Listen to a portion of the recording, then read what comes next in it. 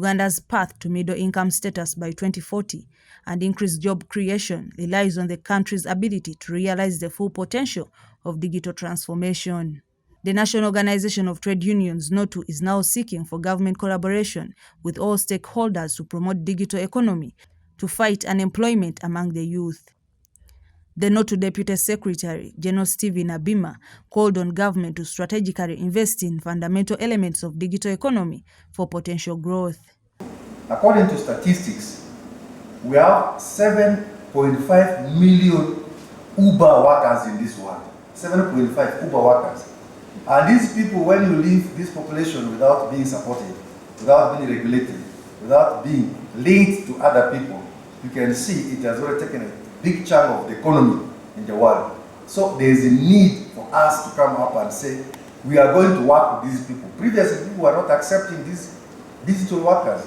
The Uber people who were not accepting them because they were looked at as exploiting people. But as I'm speaking now, they have become part and parcel of the community and people in the world. So based on that, we need to get this knowledge and this dialogue so that we shall be able to articulate issues accordingly and for us workers to fight for the rights of these people who are in gig economy, who are platform workers. This was during a social dialogue between government, employers and workers on online economy and platforms organized by NOTU with support from the International Labour Organization. It's very important. Where there is work, it shouldn't be just work, but should be decent work. And this dialogue, I think, is coming out to unpack how do we find a solution to ensure that even in the digital world, where now most of our youth are engaged in work, becomes decent in nature. We, as the Federation, we picked the concept very well. We are still struggling, and I think as partners here, you will agree with me that we are all struggling to find a better solution, and we haven't yet found a solution. So these engagements should be a platform where we should be able to discuss and find amicable solutions. One of the most challenging things we have found is that even in our legal frameworks, workplace, online work is not recognized as a workplace. So if it's not recognized as a workplace, how do you regulate?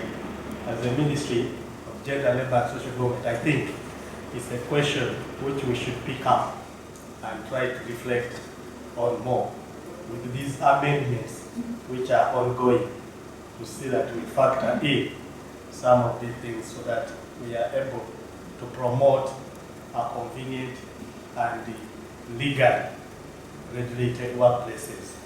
As employers, we are much more than willing to support the processes, to get recommendations, and to be here is an opportunity to see, because those Facebook, whoever, those platforms, those who are employing online are my members.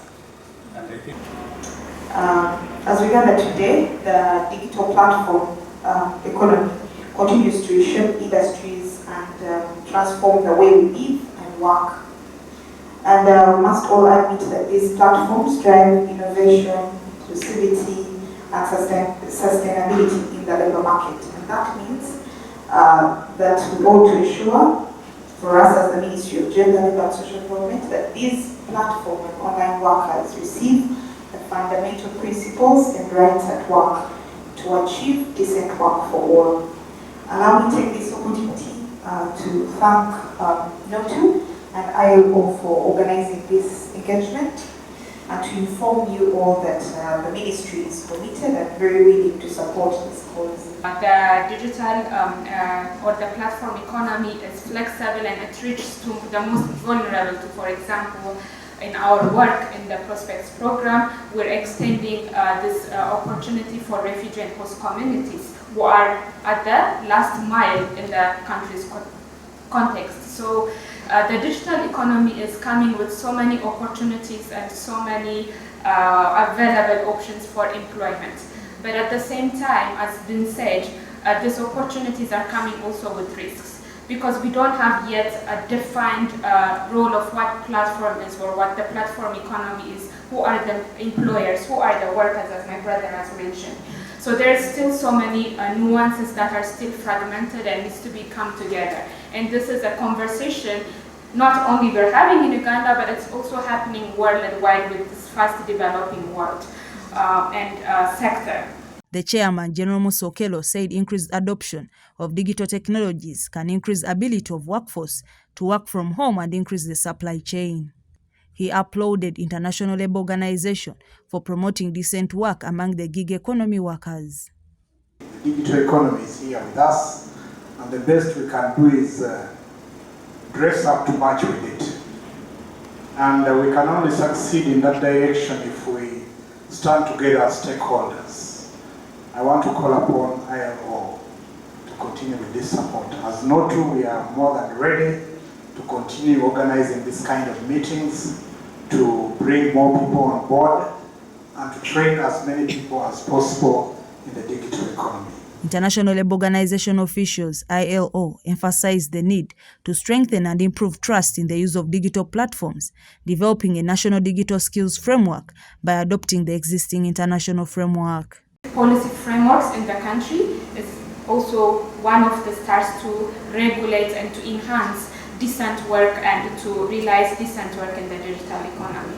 I want to thank again the National Organization of Trade Unions.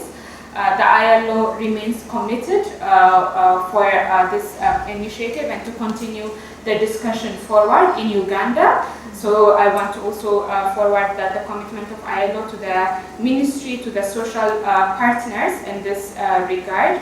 And I also want to thank the government of Netherlands, who is also funding the Prospects program for this opportunity. There's the National Development Plan 3, there's the National Digital Strategy 2020, National Innovation Research Strategy for Industrialization, National Broadband Policy 2018, and the National ICT Policy. Now you'll see a difference. Other sectors have one policy that speaks to a topic. ICT has around 6 policies. This is actually a problem. This is an issue. So what the government is also doing is trying to bring these strategies together and letting them speak to each other rather than having different documents around ICT. So and that's part of the strategy as well in Uganda, to bring together these ICT policies into one. Then protection of workers' data. They'll ask you, when I had to log into Amazon to be a gig worker, they asked me, this, my date of birth, my gender, am I married, am I single, am I this? So, and I couldn't skip those questions. So, are they going to protect my data? Are they going to protect the workers' data when it goes? Who is behind this platform? These are issues that platform workers face. ILO is spearheading significant efforts to improve digital entrepreneurship and promote decent work under the ILO Prospects program. How do you resolve a dispute? What if your client says, you know what, you didn't do a good job. You didn't do a good job, I can't pay you, I can't take this work. So did you sign something on the website? Did the platform give you something to sign saying you have to be paid at least some compensation? So how would you resolve that dispute with a platform? Meanwhile, a lot of these platforms are based in some in Eastern Europe, etc., which is locations which are not here. So you can't just call them up and resolve your dispute. Social security, algorithmic transparency. How do you know that? So you get adverts, as let's say, like you're on Facebook, you get adverts attracting you to certain things, attracting you to buy something, attracting you to do this job. How do you know this algorithm is being honest?